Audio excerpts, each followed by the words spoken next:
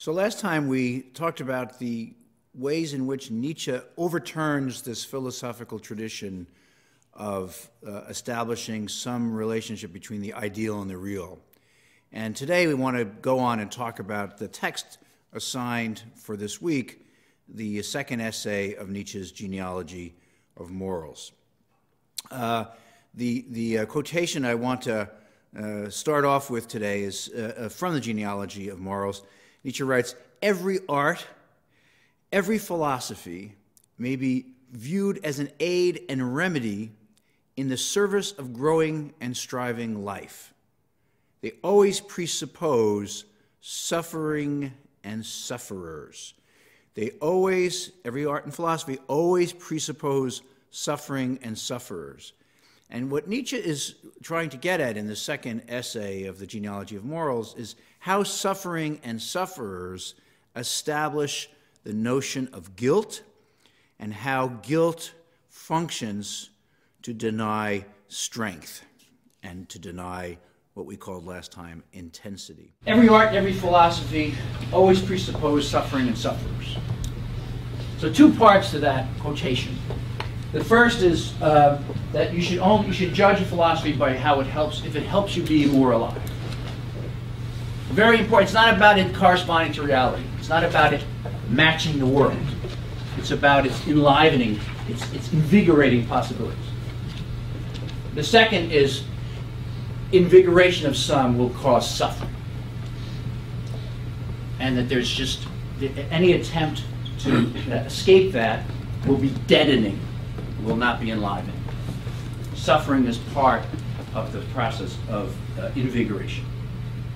Now, we didn't assign for this class the first essay of the Genealogy of Morals, but I do want to give you just one notion from that first essay that as background to our discussion today, and that is the notion of resentment, or sometimes people use the French word ressentiment. Resentment for Nietzsche is a very important concept because it shows this, what you can call a dynamic of reversal. A dynamic of reversal.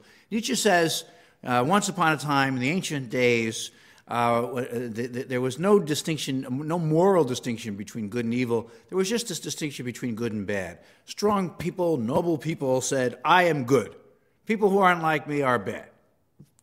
You start with, I am good, because you have a self-esteem, you have strength, and then you move on to looking at people who are different from you and saying, those people, they're bad. And Nietzsche says what happens over time is that the weak who see these noble, strong folks and say, oh yes, they are good, I am bad, they eventually process a reversal by which they say, why am I bad? Why am I bad? Well, I'm bad because that guy up there is good. That guy is strong. That strong, good person makes me feel bad. Why do I feel bad?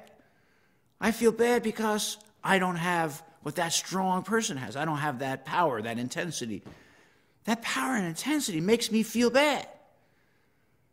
That feeling of self-denigration, of worthlessness, eventually leads to say, the weak person to say, what makes me weak? It's the aristocrat, it's the strong person, it's the mighty. That is evil. That what makes me feel weak is evil. And suddenly, the weak person says, all those strong people, those blonde beasts, the popular kids, the folks who seem to have it all, those are evil. Why? Because they have it all and I don't have it. They're evil because they have what it takes to be successful, to dominate others. That makes them evil in my eyes, my weak eyes.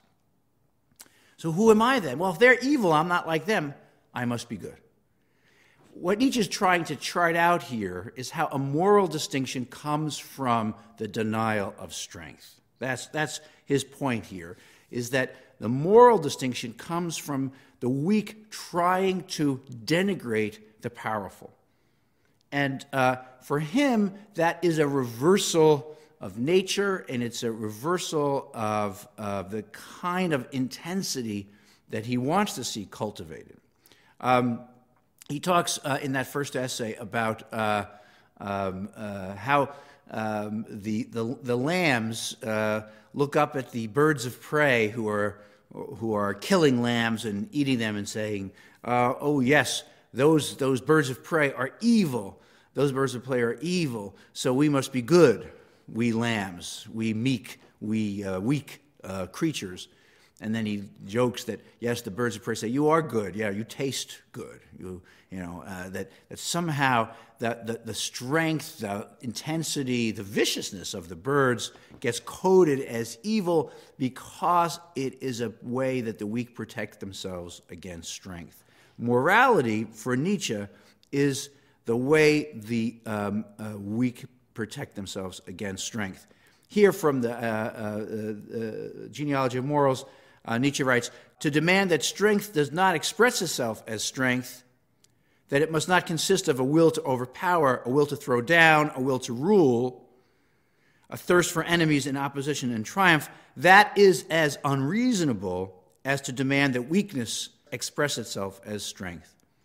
Nietzsche is trying to make a case here for calling out the importance of strength and intensity as against morality, which he thinks is leading his society to greater and greater decadence.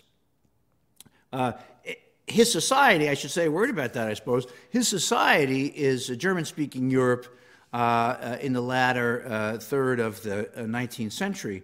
Now, this is a time when many people in German-speaking Europe are feeling that everything is going smashingly. Germany, as you probably know, some of you know, is unified as a country in 1871 after having military triumphs first against Denmark and then against Austria, then eventually against France in 1870.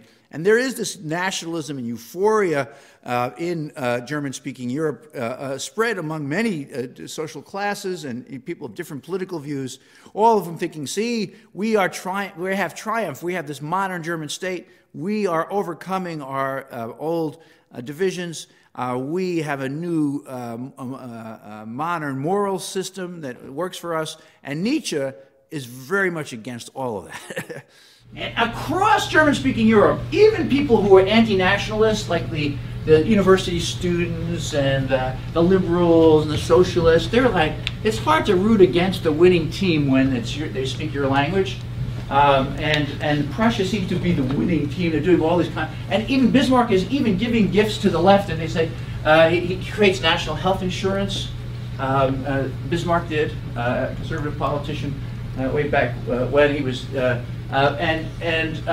There's lots of things to make sure that he promotes domestic peace, and so there's an enormous amount of nationalism and cheerleading for German superiority, and Nietzsche is appalled by this. He thinks it's disgusting. He thinks it's a sign of the ultimate decadence of Germany, is that they are winning these wars, promoting business.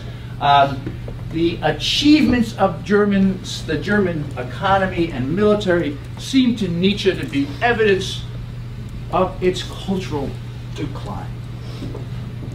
Because what you're creating is a bourgeois culture that will always reward mediocrity at the expense of greatness. Nietzsche is very much against this wave of appreciation that's sweeping over Central Europe. He is very critical of this so-called German state, which he thinks is imposing a kind of bourgeois morality on the majority of Europe, a bourgeois morality that again substitutes guilt, conscience, and convention for strength and intensity.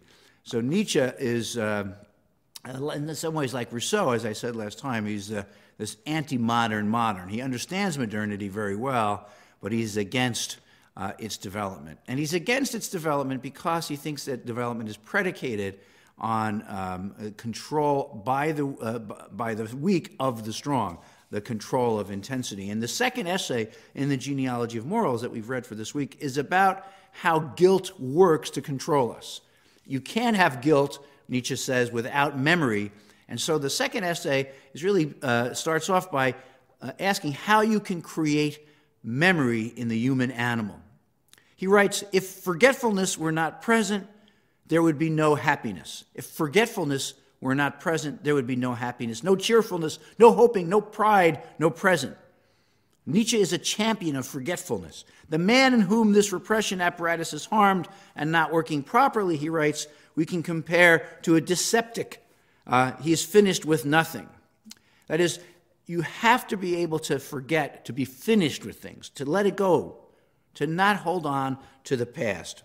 But what bourgeois morality does, what Christian morality does, is to create memory in the human animal so that we can carry around our past, carry around our guilt. And Nietzsche says we do this by burning in values. He wants to show us that moral values from the Ten Commandments on, moral values are not ideals that we accept intellectually, that we accept spiritually. He says, no, we burn those values in. How much blood, he says, and horror is at the basis of all good things. Torture and cruelty make morality stick. That's where the memory comes from, because punishment makes the human animal remember these values. And he talks about, in my edition on page 67, he talks about a festival of cruelty. That is, that suffering goes together with morality, because when we have moral values, we want to see those who violate those values suffer. And suffering, he thinks, is the underbelly of morality. This is what he says in the second essay. To see others suffer does one good. To make others suffer even more. This is a hard saying, Nietzsche writes, but an ancient, mighty, human, all too human principle to which even the apes might subscribe,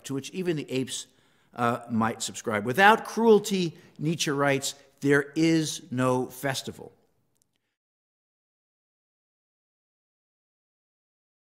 So again, what Nietzsche's doing here is to say, it looks like sweet, good morality, but it's really the triumph of the weak over the strong. It looks like deep spiritual values, but it's really cruelty that institutes a moral code that we are afraid to violate.